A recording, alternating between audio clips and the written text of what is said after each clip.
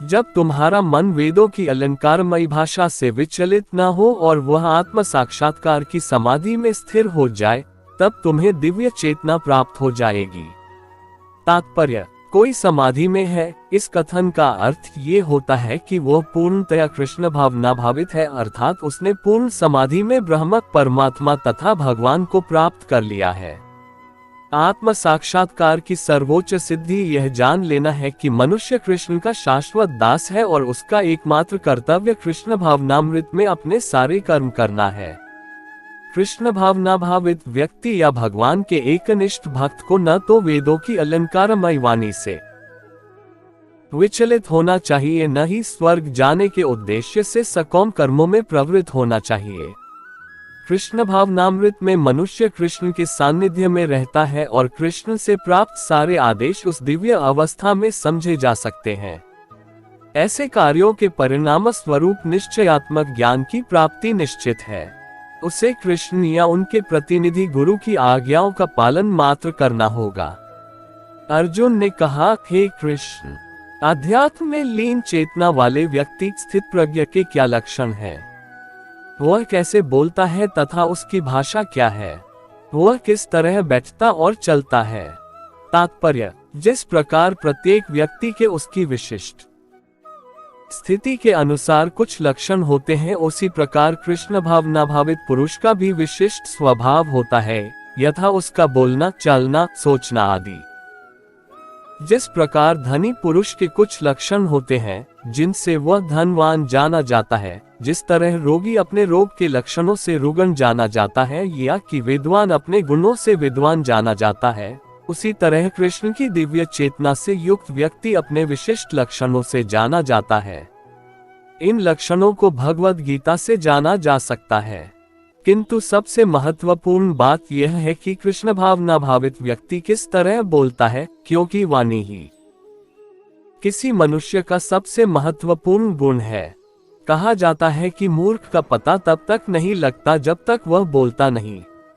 एक बने ठने मूर्ख को तब तक नहीं पहचाना जा सकता जब तक वह बोले नहीं, किंतु बोलते ही उसका यथार्थ रूप प्रकट हो जाता है। कृष्ण भावनाभावित व्यक्ति का सर्वप्रमुख लक्षण यह है कि वह केवल कृष्ण तथा उन्हीं से संबद्ध विषयों के बारे में बोलता है। फिर तो अन्य लक्षण स्वतः प्रकट हो जाते हैं, जिनका उल्लेख आगे किया गया है।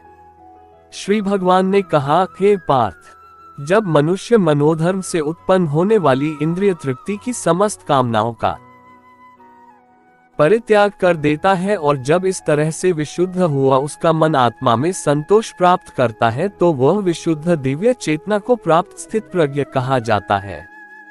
तात्पर्य: श्रीमद् भागवत में पुष्टि हुई है कि जो मनुष्य पूर्णतया कृष्ण भावनाभावित या भगवत भक्त होता है, उसमें महर्षियों के समस्त सद्गुण पाए जाते हैं, किंतु जो व्यक्ति अध्यात्म में स्थित नहीं होता उसमें एक भी योग्यता नहीं होती, क्योंकि वह अपने मनोधर्म पर ही आश्रित रहता है। फलत यहाँ ये ठीक ही कहा गया है कि व्यक्ति को मनोधर्म द्वारा कल्पित सारी विषय वासनाओं को त्यागना होता है। कृत्रिम साधन से इनको रोक पाना संभव नहीं, किंतु यदि कोई कृष्ण भावनामृत में लगा हो तो सारी विषय वासनाएं स्वतः बिना किसी प्रयास के दब जाती हैं। अतः मनुष्य को बिना किसी झिझक के कृष्ण भावनामृत में लगना होगा, क्योंकि यह भक्ति उसे दिव्य चेतना प्राप्त करने में सहायक होगी।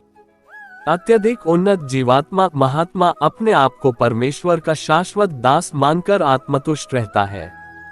ऐसे आध्यात्मिक पुरुष के पास भौतिकता से उत्पन्न एक भी विषय वासना फटक नहीं पाती।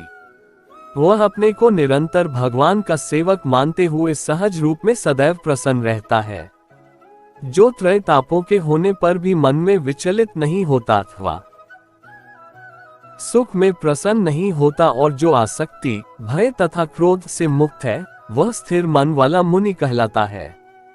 तात्पर्य: मुनि शब्द का अर्थ है वह जो शुष्क चिंतन के लिए मन को अनेक प्रकार से उद्वेलित करे, किंतु किसी तथ्य पर न पहुंच सके।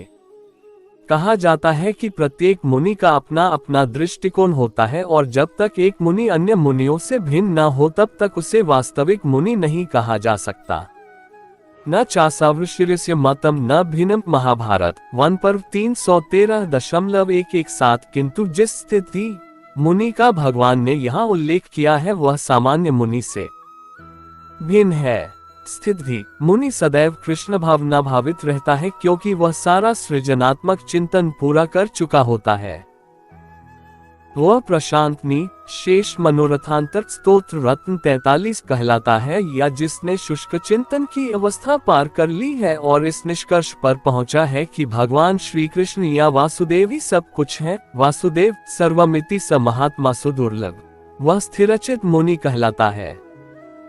ऐसा कृष्ण भावना भावित व्यक्ति तीनों तापों के संघात से तनिक भी विचलित नहीं होता, क्योंकि वह इन कष्टों तापों को भगवत कृपा के रूप में लेता है और पूर्व पापों के कारण अपने को अधिक कष्ट के लिए योग्य मानता है। और वह देखता है कि उसके सारे दुख भगवत कृपा से रंचमात्र रह जाते हैं। इसी प्रकार जब वह सुखी होता है तो अपने को सुख के लिए अयोग्य मानकर इसका भी श्रेय भगवान को देता है। वह सोचता है कि भगवत कृपा से ही वह ऐसी सुखद स्थिति में है और भगवान की सेवा और अच्छी तरह से कर सकता है। और भगवान की सेवा के लिए तो वह सदैव साहस करने के लिए सन्नद्ध रहता है। वह राग या विराग से प्रभावित नहीं होता। राग का अर्थ होता है अपनी इंद्रिय तृप्ति के लिए वस्तुओं को ग्रहण करना, और विराग का अर्थ है ऐसी इंद्रिय आसक्ति का अभाव। किंतु कृष्ण भावनामृत में स्थिर व्यक्ति में न राग होता है न विराग, क्योंकि उसका पूरा जीवन ही भगवत सेवा में अर्पित रहता है। फलत सारे प्रयास असफल रहने पर भी वह क्रुद्ध नहीं होता। चाहे विजय हो या न हो, कृष्ण भावना भावित व्यक्ति अपने संकल्प का पक्का होता है। इस भौतिक जगत में जो व्यक्ति न तो शुभ की प्राप्ति से हर्षित होता है और न अशुभ के प्राप्त होने पर उससे घृणा करता है, वह पूर्ण ज्ञान में स्थिर होता है। तात्पर्य, भौतिक जगत में सदा ही कुछ न कुछ उथल पुथल होती रहती है, उसका परिणाम अच्छा हो चाहे बुरा। जो ऐसी उथल पुथल से विचलित नहीं होता, जो अच्छे शुभ या बुरे अशुभ से अप्रभावित रहता है, उसे कृष्ण भावनामृत में स्थिर समझना चाहिए। जब तक मनुष्य इस भौतिक संसार में है तब तक अच्छाई या बुराई की संभावना रहती है, क्योंकि यह संसार द्वैत द्वंद्वों से पूर्ण है। किंतु जो कृष्ण भावनामृत में स्थिर है वह अच्छाई या बुराई से अछूता रहता है, क्योंकि उसका सरोकार कृष्ण से रहता है जो सर्वमंगलमय है। ऐसे कृष्ण भावनामृत से मनुष्य पूर्ण ज्ञान की स्थिति प्राप्त कर लेता है, जिसे समाधि कहते हैं।